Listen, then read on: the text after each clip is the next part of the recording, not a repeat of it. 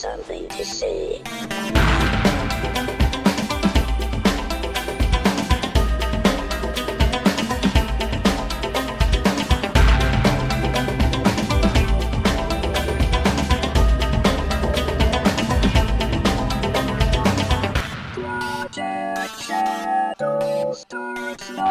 Hello everybody, and welcome to this episode of Project Shadow. My name is Charlie. You might know me better as sci-fi fantasy writer C.E. Dorset, and today is the day that my beautiful baby is destined to be born.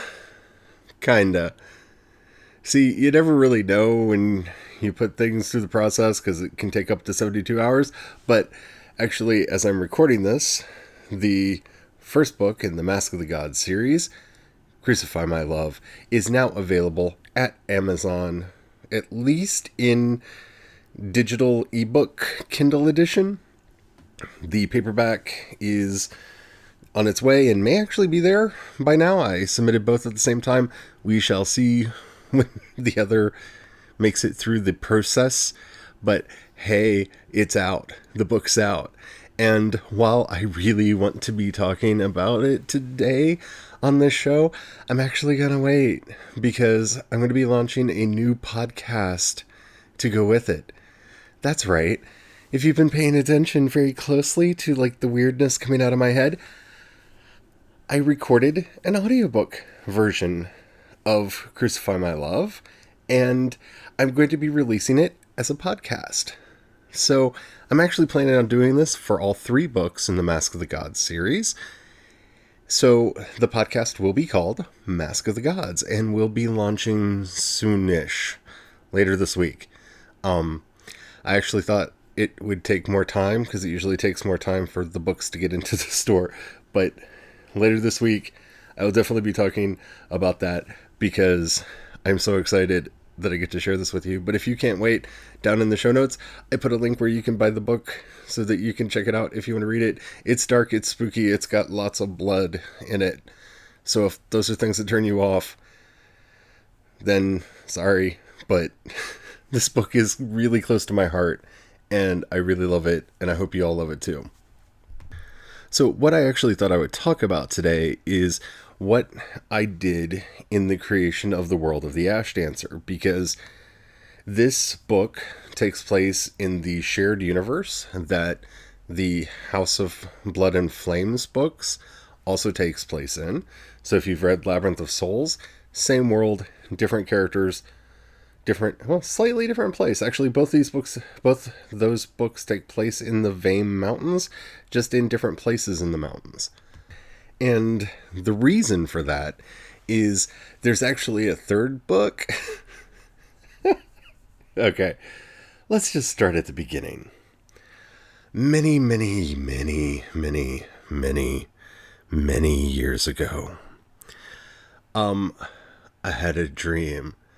And I don't mean that I had an idea or anything like that. I literally had a dream. I had a really weird dream. It was very specific. It was very visual.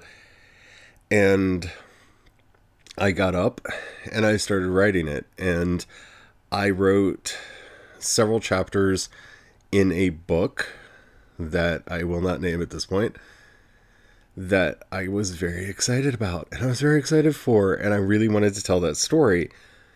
And as I was writing the book, I kept introducing these characters that were just jumping into my head, so fully formed and so alive. And I loved their backstories. And I realized that I was really fascinated with them. And I thought it might be nifty to actually take some time and write their stories, so that people have an opportunity to get to know the characters of the larger narrative through smaller stories that deal more with them. So that's what I decided to do.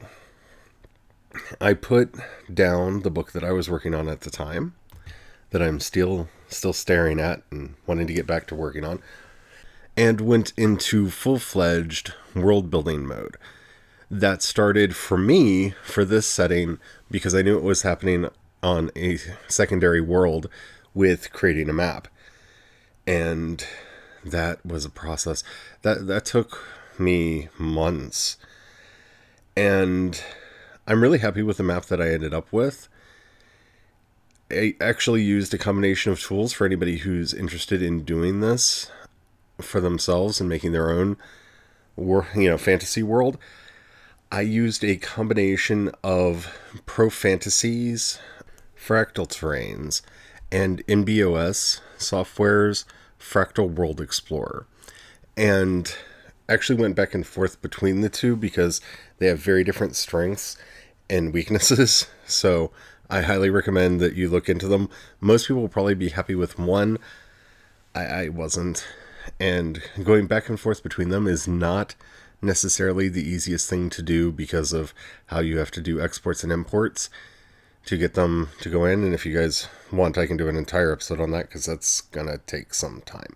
But I use both of them because Fractal World Explorer gave me the ability to create the terrain maps that I wanted. But Fractal Terrains allowed me to do like weather simulation and figure out the climates, zones, and stuff in a way that was really cool and a lot of fun and felt more naturalistic for me. And yeah, so I spent a lot of time doing that and had a lot of fun doing that. Then came the next phase where I started mapping out various countries and political powers that I knew I wanted in the setting, and did that as they came to me. I did a lot of work to go along with that I think, for me at least, helped me get into the mindset of each of these nation states. And that was, I did kind of a heraldry and flags for each nation. So what is the official seal of the nation and what is the flag? But my absolute favorite part of the entire process was the construction of fake historical documents. Because, I don't know, it's one of those weird things that I really enjoy doing when I'm world building, and hopefully I will be able to get all of them up over at ashdancer.com for y'all to read and peruse, should you be so inclined. But it helped me get into the mindset of the various states, the various groups, and the way the world itself operated. So I have several peace treaties. I have the charter for the Sawyer Trading Company, which is very important to the history of the setting that we're dealing with. And what was really fun in putting them together was basing them off of actual historical documents and translating those ideas into the setting that I wanted to do. Because one of the ideas that was really, I guess, pivotal to the construction of the world of the Ash Dancer, other than the Ash Dancer themselves, which I'll talk about in a minute, was I had this idea of basically what would have happened if the British East India Company had not dissolved. So when the order came through for them to dissolve, they decided to actually take their holdings and declare war and fight for their independence as a separate state. So kind of a what if the East India Company had tried to pull a colonies of America kind of thing. And so going into it with that in mind, a lot of the documents that I made, like for example, their actual trade charter was based on, I hunted down a copy of the charter for the East India Trade Company. And it was really neat because it made me think of about a lot of things that I wouldn't have thought about in the context of kind of a I guess, Elizabethan, because Queen Elizabeth signed it, period company charter and what they considered important and how they would have actually organized themselves, because it goes through and details their organization and how they were going to run. And it was a very valuable experience. And while I would say that, they very heavily inspired the Sawyer Company that would later become the Sawyer Empire after the War of Independence. Not a spoiler, the book starts with the Sawyer Empire being there. And actually, I think they're mentioned in Labyrinth of Souls as well. But being able to go back to those primary historical documents and see how treaties were written up and how they actually organized themselves, at least on paper, brought not only this historical villain to life for me, but helped me kind of construct in my own head how they would have operated in the world that I'm writing. And I know for some people who have read my work and have spent some time over on ashtandancer.com, you're going to not be shocked that, Prythane is based off of the British Empire, kind of. And I did that on purpose because when I was doing this, I came across what I'm pretty sure is a fake reference to the fact that in early writings about the island of Britain, it was referred to as Prythane. And I thought that just sounded cool. And I wanted to roll with it. So I did. But there are differences. I did not, and this is very important when you're doing world building. While, yes, there are similarities, and I really took a lot of inspiration in the creation of the Sawyer Imperial Company, later the Empire, from the historical East India Trade Company. And that did inform some of the Britishness of the of Prythane and the Britannians in the story. It does, on the other hand, mean that I had to be very careful not to just bring them in as a pure analog. And that goes for all of the countries that were created for the setting. While I took inspiration not only from some countries, but one of my favorite MMOs for a long time was a game called Rift. And one of the things that they did that helped the world feel more lived in, especially since I like to be careful with my bolonium. I only like to make up words when I absolutely have to.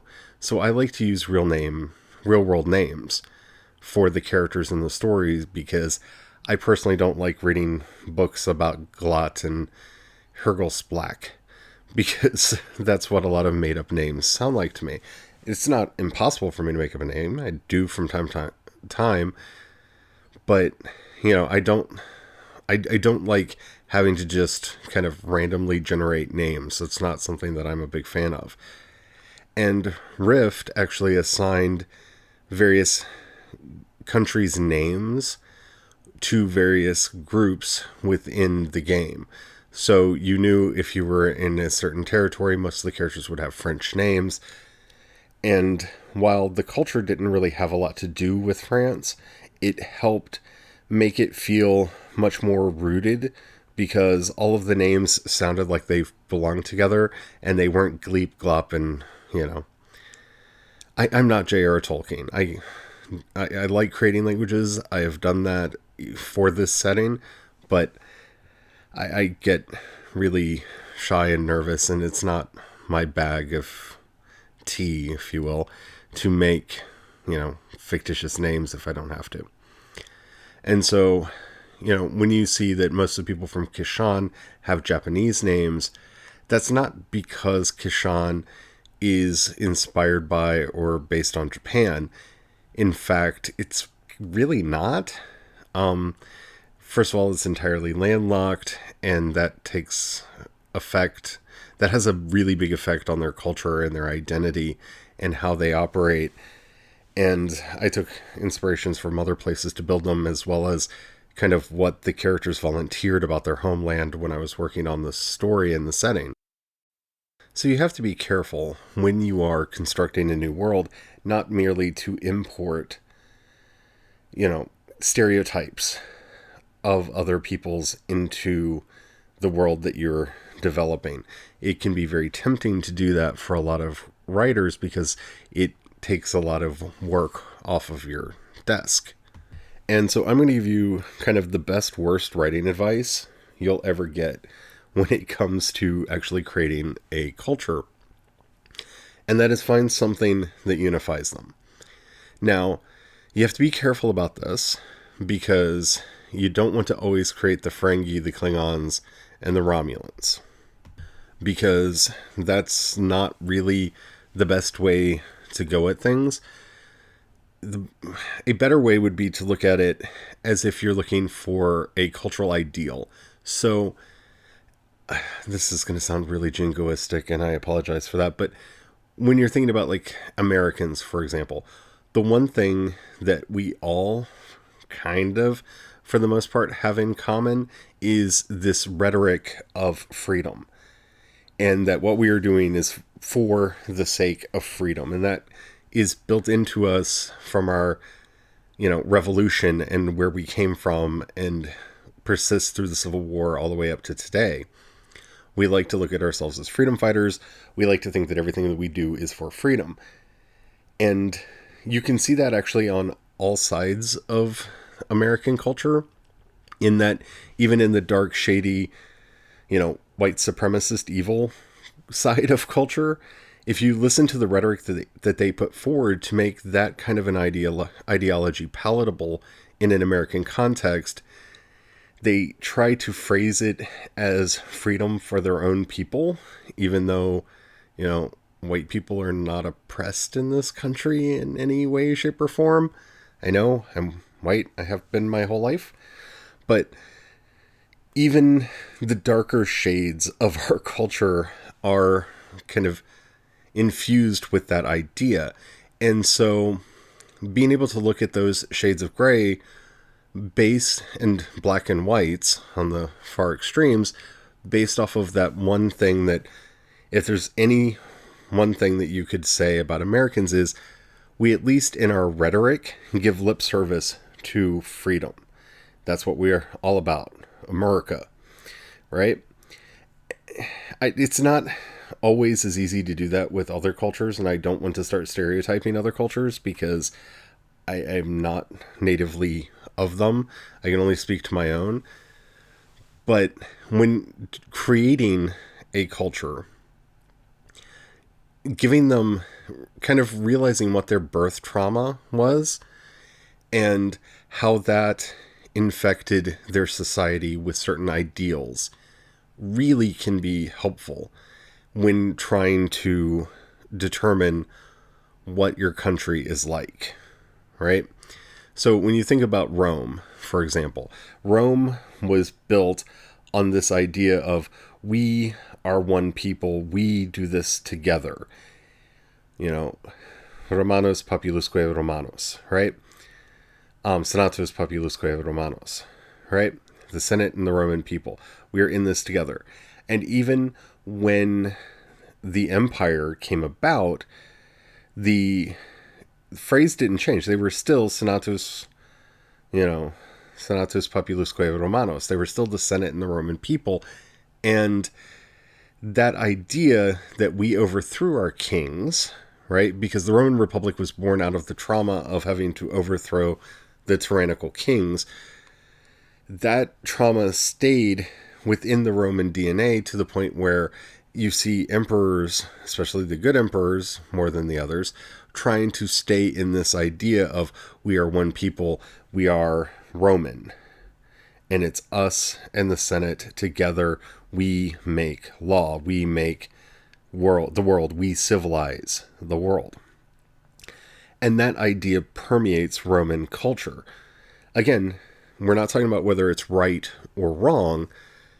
It's an idea that you see permeate Roman culture. Now, This makes outliers even more interesting when you look at a Caligula or a Nero or, well, even some of the others like Diocletian, who kind of turn this idea around and use it as a wedge to reconquer Rome from other Romans.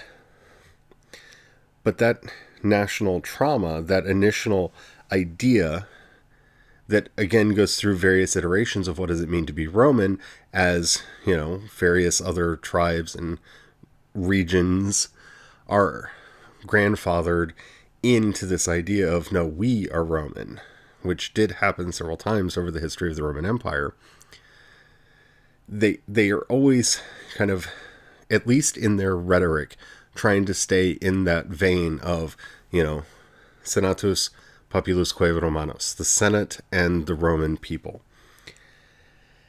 And as long as you can keep that in mind, you can build a fairly interesting Roman civilization. Because even though it may be their ideal, they don't have to live up to it. It just has to be part of the rhetoric. It has to be part of the DNA of the culture.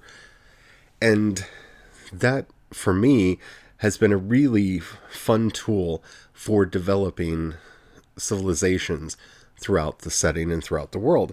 So even in a place like the Sawyer Empire, and I don't want to talk about them too much because I want to dedicate an entire episode to them at some point, but even in a place like the Sawyer Empire, which was based in this war of independence where they were fighting for their company to stay in existence, they're not Ferengi, but they believe in the power of personal ambition. And that is the core principle that the empire is based on. It was the wisdom of the founders who created the company to come over here to these savage lands, as they would say, and try to forge a business relationship and build the empire the trade empire that they ended up building. And it was the audacity of those who remained behind to think that they could control that ambition, that they were basically better than their peers, and that jealousy is what caused the war. And so you see this basic idea of ambition filter through all of the characters that we meet from the Sawyer Empire. Whether it's just blinding, violent ambition that we see in some, to, idealistic goals and the ambition to bring them about, to the, I've gotten mine and I really want it to be good. But you can see that kind of cultural thread, hopefully, if I did my job well as a writer, in all of the characters that you meet from the Sawyer Empire. It's a neat trick, and it's, like I said, it's one that I found that worked for me. It doesn't work so well when you're doing a sci-fi race or a fantasy race, and this is a setting that has non-human races in them. They're not really introduced too much in the books that have been written so far. We do meet one we meet a couple different ones in Labyrinth of Souls, but we don't spend too much time with them. And it becomes really problematic when you try to build a species around that type of cultural identity. Because remember, that's what you're talking about there. It is a cultural identity. It's a cultural touchstone that defines and makes these people who they are. And trying to, Klingons are violent because it's their physical nature. That's getting into the realms of racism. It's familiar terrain because we see it in Tolkien, who kind of created this kind of all elves are this and all dwarves are that and all hobbits are this because of who they are. But, that doesn't mean we have to continue to perpetuate those types of stereotypes in our work and in our writing. We need to be careful about that and distinguish between what is a cultural trait and what is a genetic trait. And yeah, you need to be very careful about that so that you don't accidentally make your settings racist. Because I don't think people realize when they do that. But anyway, I've done an entire episode about this quite a ways back. So if you scroll back, you should be able to find that. Because for those who have been here for a while, I don't want to have to retread that. The magic system was the other thing that I spent an amazing amount of time on, and actually wrote an in-setting book to explain how magic works. And I've talked about that a little bit on previous episodes as well, in, using game mechanics in crafting a setting. But it goes a little bit beyond that. When you're dealing with creating magic, one, just go and watch the Brandon Sanderson lectures, which means you can either go to the YouTube channel Hello Future Me and watch his wonderful world building videos, where he goes through Sanderson's 3 laws of magic, or I can never remember the name of the channel. It's like Camera Panda or something like that. But just search for Brian Sanderson world building, and you'll find his actual college lectures on it on YouTube, and you can watch those. They're really helpful. But one of the things that you really need to think about, besides just the rules of your magic and how your magic actually operates, is how it affects people. What does it do culturally, and how does it affect the different cultures, religions, and individuals in the world? That may sound basic and like something that you would think to do, but you have to be careful and not be monolithic about this. Magic, if it exists in your setting, especially if it is profound magic, like what we encounter in these books, where Shinobu's power literally breaks his own bones when he uses it and causes him great physical pain, to the point where thorns rip from his body and he starts to bleed all over the place. I mean, he pays a physical price for the use of his magic that others do not for theirs, because the type of magic that he performs is different. But in so doing, you have to think, how do other people respond to this? And in this setting, we meet not only Shinobu and his friends, but one of the religious factions that exist in the setting, the kindly folk. Well, how will they deal with that? How will that fit into their cosmology? How will that affect their way of thinking? Because it's one thing for you as the writer or storyteller, or however you're using this information, to understand where magic comes from and how it impacts the world. But starting to think about how that would be individuated into the different cultures and the different religions, because they would see it differently. Does their religion have any similarities as far as pantheon? Are these actual gods? Are they spirits? Are they made up entities to cover cosmic forces?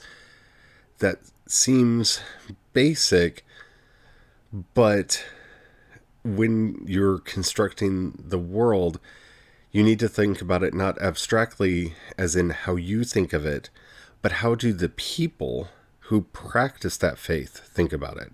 Do they know whether or not there's an actual spirit or not? There's so much more I could talk about here. World building is a huge, huge topic, and as I go through some of the stuff I've been doing in the books lately, I am definitely going to get into some deeper topics in world building. So I hope you're excited about that. I am. This is kind of an overview. I'm very excited. If you enjoyed this podcast, and the app that you're listening to me on allows you to rate either this podcast episode or the whole thing, please do that. That helps me out a lot. It tells the algorithm to share me with more people. If you get $1 you can throw my way, please do so. Down in the show notes, you'll see a link that says Anchor Community Support. You can join the project at the $1, $5, or $10 levels. Seriously, that helps me out a lot. If you want to get a copy of my new book, Crucify My Love, again, link down in the show notes. please check it out. I hope you like it. I'm very excited about this book, and I can't wait for the Mask of the Gods podcast to get started, so you can experience it that way if you want to, if you like the sound of my voice, because I read it. Yeah. If you don't have any money, that's cool. Again, podcast will be coming out for free, so definitely you can listen to the book then. But also, if you could help sincerely by sharing either this podcast, you can share the news that the book is out, you can share the new podcast when it starts. All that helps out so much. You have no idea. I want to thank you for all your support and everything that you've done over the years as I've been getting myself back together and getting this stuff ready. If you want to contact me, I'm CE Dorset on Twitter. You can also download the Anchor app and follow Project Shadow on there. You will see a button that says voice message. Keep it clean. It can be a question, a comment, or a topic you'd like to hear discussed on the show. I would love to make this our podcast. Anywho, I'm really excited. Get your copy of Crucify My Love. Hopefully you'll like it. So excited. Anywho, until next time, don't forget, have the fun. Bye.